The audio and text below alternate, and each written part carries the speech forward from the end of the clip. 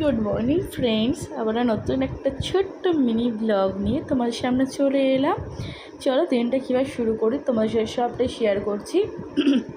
মানে জানলাগুলো খুলে দিলাম, প্রকৃতির আলো বাতাস ঢুকবে, ভালোই লাগবে।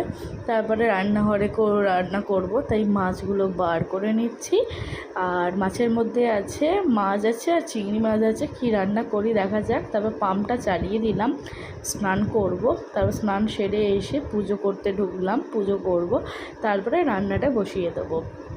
রান্নার মধ্যে দেখো আলু পেঁয়াজ দিয়ে, আলু না পেঁয়াজ টিয়াজ দিয়ে কষিয়ে একটা মাছের ঝোলই বানাবো। আমি কিন্তু সচরাচর সবসময় আলুটা সেদ্ধ করি মাছের ঝোল বানাই।